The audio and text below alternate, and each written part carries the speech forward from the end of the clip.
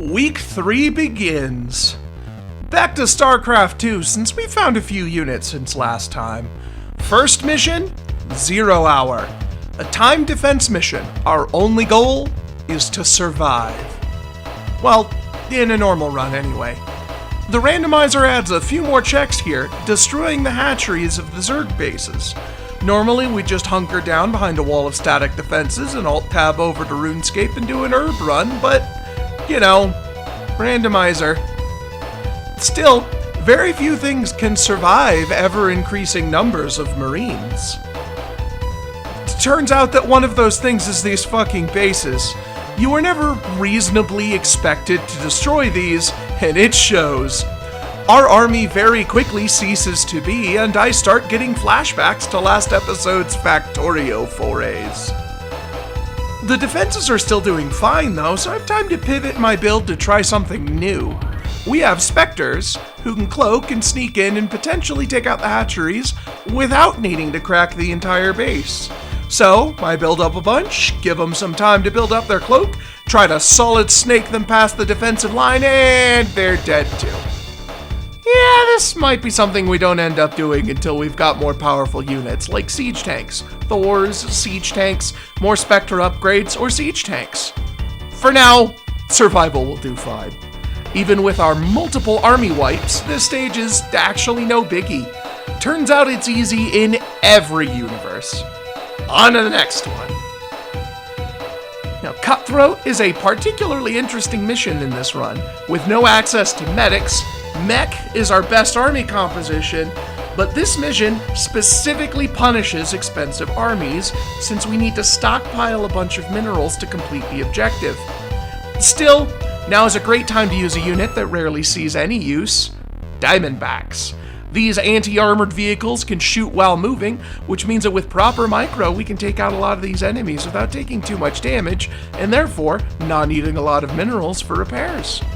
Some hit and runs, wiping out these command centers, and we hit the goal and gain access to Lil DeVille's mercenary army. This gives us a tease of siege tanks and a whole hell of a lot of other big bada boom hardware. We build a new barracks. There'll be a special tool that'll help us later. The final base is somewhat difficult to breach normally. Up on this ledge are a bunch of siege tanks and a battle cruiser that can decimate even our massive army of works.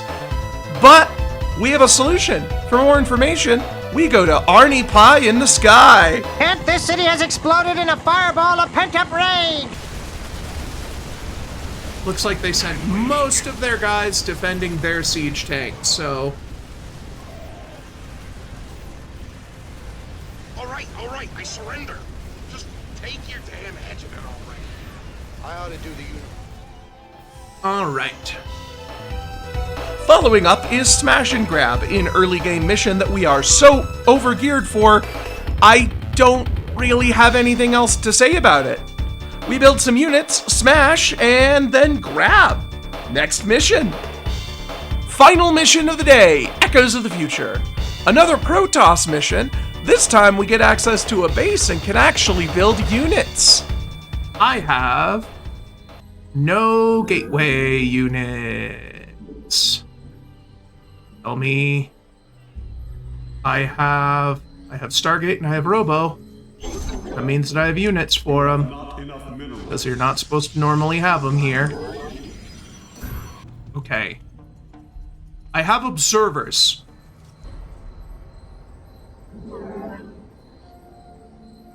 I don't even have photon. No, I do have photon cannons. You know what? I have photon cannons.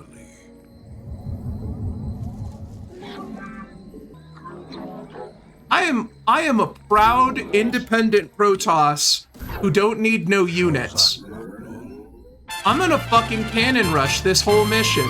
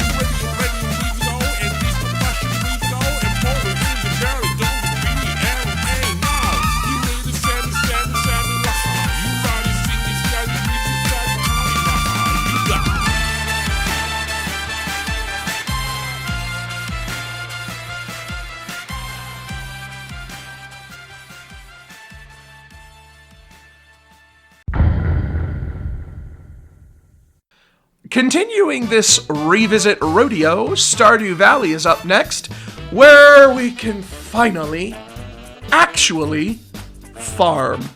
At least somewhat. Unfortunately, the farm is all the way over here, and my inventory is very small, and the idea of having chests not on the same screen as the farmhouse is just viscerally unsettling to me, so I make the tiny inventory trots back and forth to plant everything and put down my sprinklers, and then make like your average college senior and sleep for 2 straight weeks. This randomizer makes this a bit easier and lets you enter a number of days you want to sleep for, and therefore enables chat's favorite Stardew Valley pastime, Spot the Void Baby. We got sent a check for Baby before we got any house upgrades. The baby's just up here chilling in the invisible crib off screen and will pop up periodically in the darkness whenever we sleep. Speaking of house upgrades, construction is expensive as hell, and we're broke. After trying once again to clay farm today and somehow screwing it up again, seriously, what am I doing wrong? I guess it doesn't matter because it's fixed now, but still. I instead realize that I'm overthinking this. I have sprinklers, pumpkins, and an analog horror jump scare baby.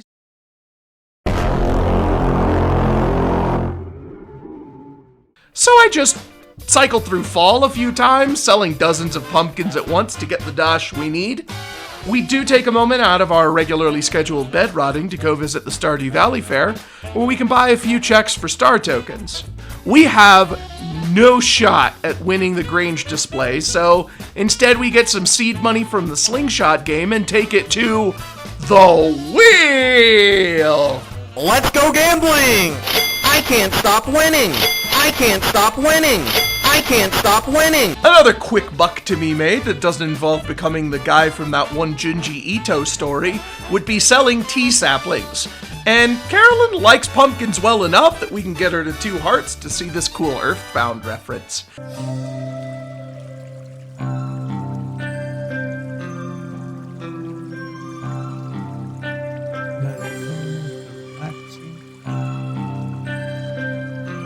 Mind is empty and free to wander. Who knows? I like the vaguely Ottoman built, like, castle in the background.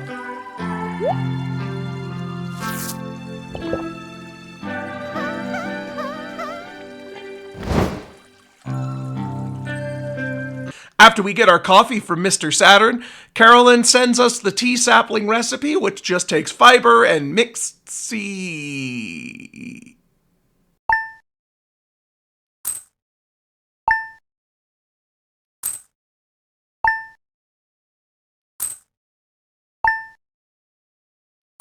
While waiting for Spirit's Eve to start, I get a bit stir-crazy at finding something to do that'll last me until 10 p.m., and go to Marnie's to check up on the auto-petter I set there last time. The randomizer adds the ability to put an auto-petter in someone's house to passively gain friendship with them, and we've been in a coma long enough that Marnie is willing to let us into her room to grab the mayor's shame. This gives me an idea. An awful idea. A wonderful, awful idea. But for now, there is still stuff to do in Spirit's Eve. And while waiting for the festival to start, I get bored and accidentally clip into the loading zone and can't get out because every direction triggers the festival dialogue. Okay, fine. Yeah, don't mind me. I'm just a man trapped in a void between life and death. Rather than move on to another season at the end of fall, we roll back the rock to the dawn of fall and sleep through 2 more pumpkin harvests and get back to the festival. Remember earlier when I said, we have no shot at winning the Grange display? Turns out, there's more than one way to win the Grange display. You remember that Grange display that I was talking about? The thing that I just don't have enough diversity and skills to be able to make a winning display? Did I mention that it's judged by the mayor? And then did I also mention that I literally have the mayor's dirty laundry?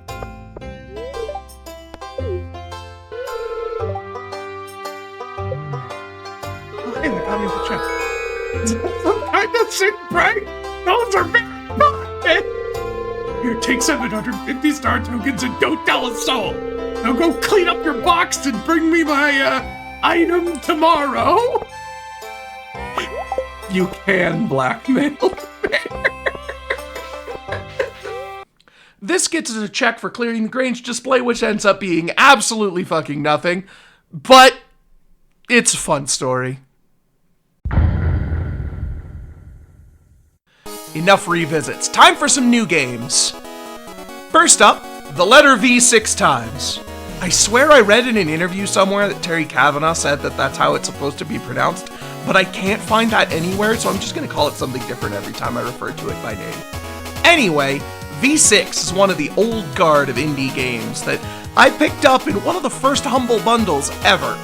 It is a platformer of sorts, but instead of being able to jump, you can reverse gravity. You can't reverse in midair, so once you've hit the button, you're committed to being on the ceiling, at least for a little while. It's an open world-ish game with some dungeon-ish levels to beat, and 20 trinkets to collect scattered throughout the world behind various puzzles. In a normal game, you don't actually get anything for these other than a sense of pride and accomplishment, and the entire game is available to you all at once. But in the randomizer, the trinkets are changed to lock off those dungeons until you've collected enough. We have almost full access to the overworld, so there's a few trinkets to grab. We say hi to the seizure elephant, listen to the soundtrack full of absolute bangers, and eventually realize we missed one literally within the first few screens of the starting dungeon, so we have to go all the way through it backwards, and the check ends up sucking anyway. VVVVVV isn't a long game in the best of times, and we only have access to a tiny fraction of it, so we pretty quickly run out of stuff to do and just jump ship to Undertale. Now, gun to my head, I would probably have to list Undertale as my favorite game of all time, so I'm ready to just enjoy myself here for a while. My goal is the neutral ending, but I literally cannot bring myself to hurt anything in this game, except maybe Jerry, so I go through the game sparing everything, doing bad voices into a worse microphone, and generally just playing the game normally, since I only have access to the first area anyway.